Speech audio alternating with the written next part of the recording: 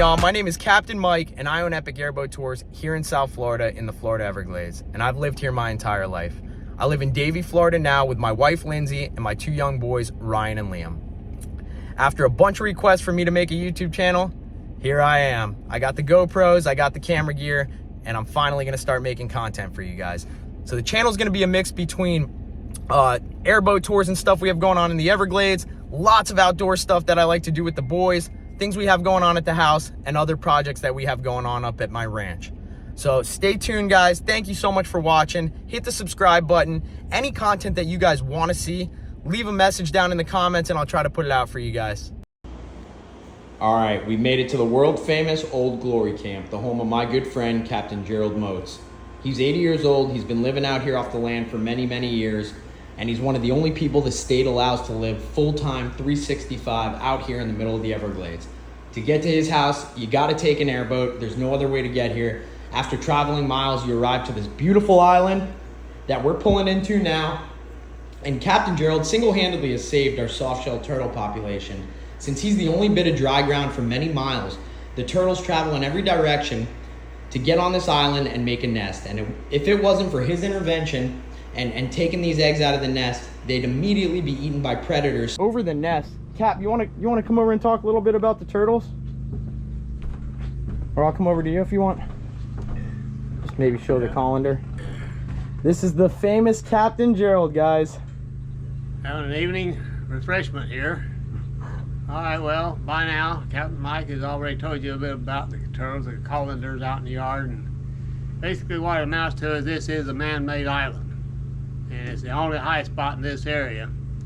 Basically the only place for turtles to lay eggs anymore. Sad, but it's true. And the turtles that do find this place come in here, dig a hole, lay their egg, cover it up and leave. They never see the egg, they never see the hole. They don't know what they're doing, they're just doing something other than Mother Nature told them to do. So, of course, what happens once the turtles hatch, they come to the surface, birds get them, and very few of them, if any, survive. So, over 12 years ago, I decided to make this a hobby, saving the turtles, and now I can't say that I perfected it, but I sure have improved it tremendously.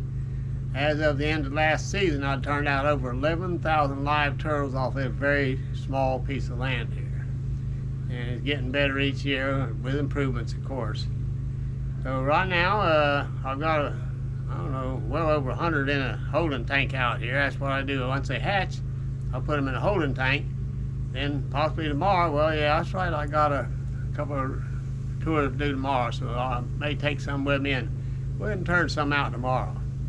And matter of fact, Captain Mike might turn a few out for me this evening too, come to think of it. Oh man, that'd be a treat. Yeah. I would absolutely love that. And at any rate, that's what it is. We turn them back into the wild. I do not sell them. I do not move them. Of course, they're completely protected by law now, so you don't want to have anything to do with it. Because of my efforts and documentation over the years, and people like Ron's, Mr. Bergeron, he got behind me there, and of course he's got a lot of insight with people and got his way with them. He's between him and a couple other people, influential people, I now have the first and only permit in the state of Florida to handle these turtles. Very proud of that. So awesome. With that said, yeah, I've got a few more years to do this. Oh yeah. Right in the middle of just in the middle of the season, because they're hatching now. And so there'll be some hatch in October, but that'll be the end of it for this year. Well, guys, I am grateful to be able to learn from and have a guy like this to hang out with. So it's an absolute treat, and I'm happy to be able to show you guys on video too what a treat it is to be hanging out here at the Old Glory Camp with Captain Gerald Moats and crew. So Captain Gerald just gave me some awesome news, and I am honored that he asked me to release some of these turtles. And it's my first time letting some of these go, and again, I'm honored and I'm grateful to be able to be part of something like this.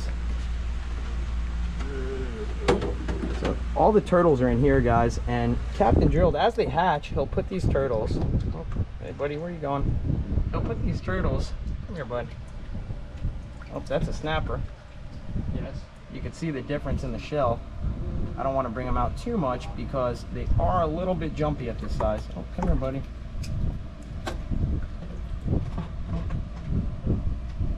Where's your head? Oh, hey, buddy. They're adorable at this size, too.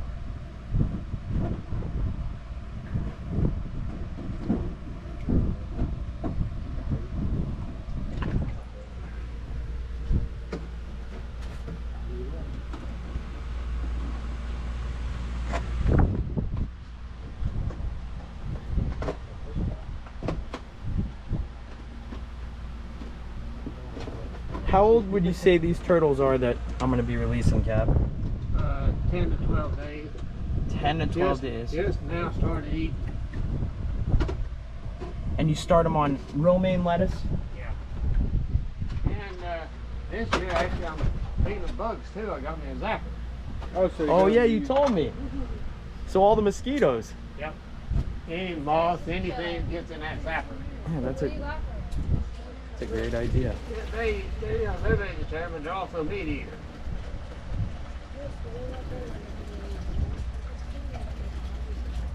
All right.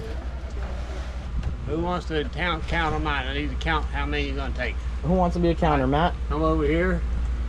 Here, come around, Matt. Get you a good picture of whatever angle you want. Oh. All right, so we're doing a release of 50 turtles back into the ecosystem tonight. We're gonna count out 50 here. 2, 3, 4, 5, 6, 8, 10, 12, 14, 16. All right, so Captain Gerald's letting us do a release tonight. We got 30 in the bin. We're gonna be releasing 50 total, so we got 20 more to count out. And then I will get back on and we will show you guys, that's 32. We will show you guys the turtles as we're releasing them. Stay tuned.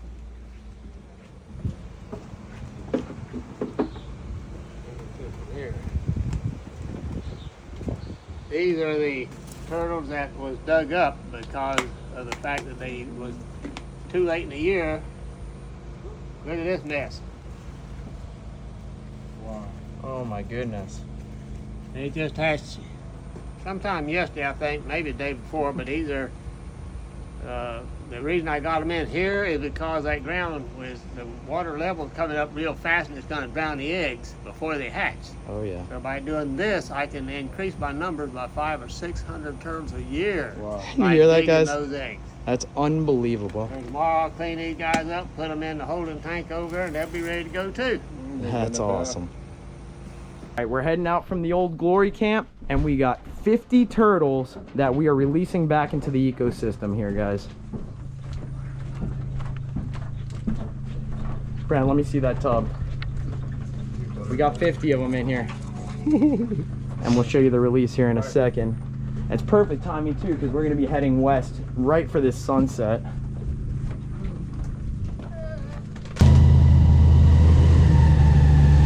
Heading out to do our first turtle release, guys. I'm stoked, and I'm happy you guys are coming along for the ride. Look at that.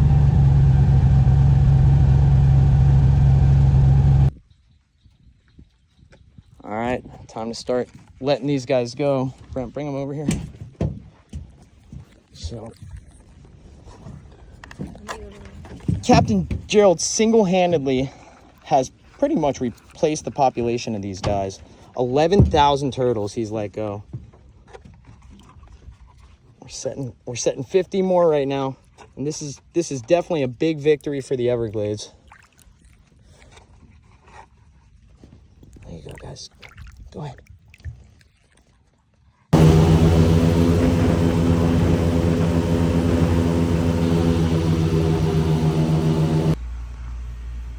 What's going on, guys? I'm hanging out here with the boys in the snake room. I'm with Ryan, who's 5 and handling one of our leopard geckos, and Liam. And we're playing with some of the animals here today. We cleaning cages, putting some new waters in here, and we had plans to go fishing, but that got canceled by the summer afternoon rains. So I'm super happy I'm building this snake room out because it gives me a chance to get in here with the boys. And most kids on a rainy day in South Florida would be sitting, hanging out, watching TV inside or on their iPad. Not my kids. We're here hanging out and handling. This is one of our new snowy albino leopard geckos. And these guys come from Afghanistan, Iran, Pakistan, pretty much any desert area in that area.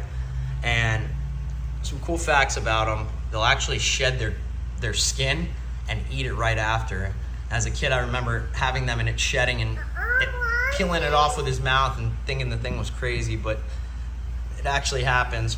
And that tail, really cool looking tail there, it's actually detachable, and it saves their life a lot of the time in the wild when something bigger is trying to get to them. Just rip the tail off and let them get away. We got three babies in here, and the kids love them. The more you handle them now when they're small, the easier it is and more docile they are when they're bigger. That's one of the, that's a chocolate albino. You want to see him? Yeah. He's right there, buddy. We're going to show him some of the snakes too. I'm not going to show you guys everything, but I'll show you a couple things. And one of my favorite snakes to keep is absolutely a ball python. And most of my ball pythons here, well, not most, all of them, are super docile. This one I actually got from a family that couldn't take care of it anymore.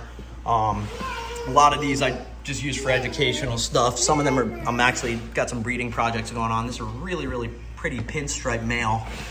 This is an all white leucistic. I don't want to mess with him too much, but he's going to be the star of our breeding show next season. Yeah, buddy. Okay. Let's see what else we got. A really, really, really pretty yellow. Hold on, buddy. We're going to show him real quick. We already showed him the pinstripe. We got a couple more in there. Some king snakes, corn snakes, but actually the kings and corns ate today, so I'll show you guys them another time. Liam, come show him the big lizard. Come here. This is my favorite new addition, guys. You want to see him? This is Rex, our new Savannah monitor. And Rex, let me take Rex out for you. So these guys, Savannah monitors, they grow to be about 6 feet in length. And yes, I said 6 feet in length. And if you handle them enough now as they're smaller, come here, buddy, it's okay. They're actually docile, really, really docile at that size. These guys are from Africa. They eat worms, crickets. Come here, buddy. Come here, it's okay. It's okay, come here. I'm just letting them know. I'm not gonna hurt, I'm not here to hurt them. Just here to handle them and hang out for a minute. And I come in every day. If you commit to handling these guys at this size, once a day, every day. You don't like them, Liam? Yeah, I don't think Liam likes the monitor yet, but Ryan loves them. Ryan named him Rex because he looks like a T-Rex. Let me close that up. So guys, that's about it for this video. Thank you guys so much for watching. Liam's getting a little cranky. That's what happens at 2.5 years old. But thank you guys for watching. Hit the subscribe button. And I'm going to try to put a video out every Friday for you guys at 7 o'clock. So stay tuned for some really awesome new content coming out soon. Thanks again for watching.